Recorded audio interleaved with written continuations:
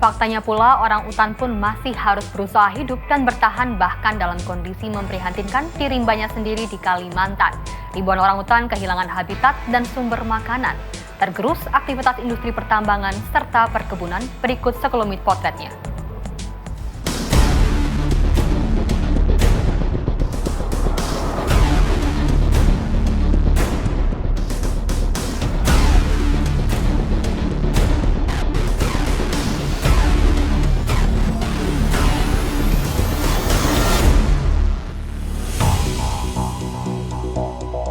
Inilah kawasan Karaitan di sekitar Kecamatan Bengalon, Kabupaten Kutai Timur, Kalimantan Timur, yang menjadi populasi terbanyak orang utan Morio.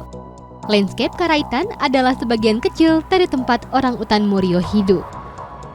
Memiliki luas 600.000 hektar, lokasi ini menjadi rumah bagi ribuan orang utan. Meski menjadi populasi terpadat, orang utan Morio di landscape Karaitan justru terancam. Hutan terus tergerus akibat pembangunan infrastruktur, aktivitas industri pertambangan, serta perkebunan. Tak heran jika di kawasan yang disebut jalur Perdau, orang utan liar seringkali muncul di tepi jalan. Sebuah anomali kehidupan liar satwa endemik Kalimantan. Warga pun mengaku prihatin dengan kondisi ini. Hutan yang tersisa pun kini terancam perluasan kawasan tambang batu bara, perkebunan kelapa sawit, dan hutan tanaman industri.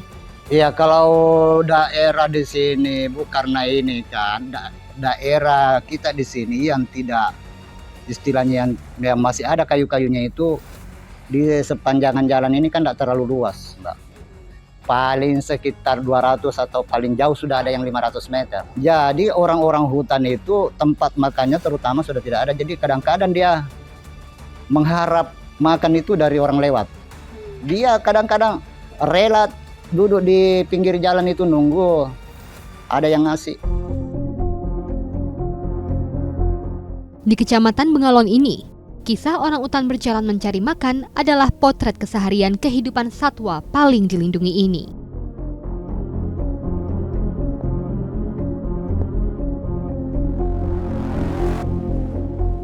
Dengan kondisi hutan yang terfragmentasi aktivitas manusia, tak ada lagi tempat layak bagi orang utan untuk bertahan hidup. Ada 13 perusahaan yang beraktivitas di kawasan ini.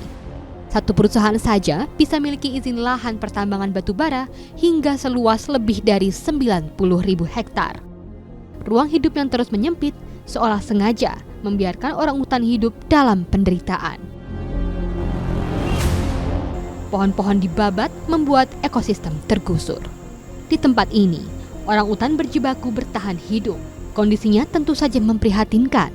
Rumah alami satwa endemik Kalimantan ini sebagian besar sudah berubah menjadi tambang batu bara, perkebunan, dan hutan tanaman industri.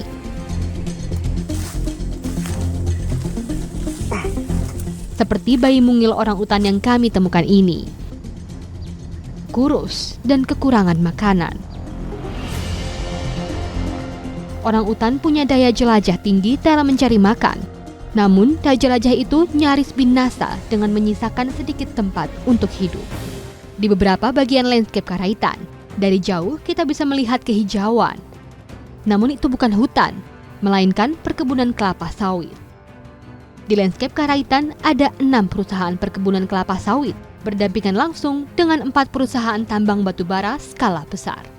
Pembukaan hutan oleh perusahaan-perusahaan ini memicu kerusakan habitat, mengurangi daya dukung ekosistem, dan meningkatkan resiko konflik manusia dengan orang utan.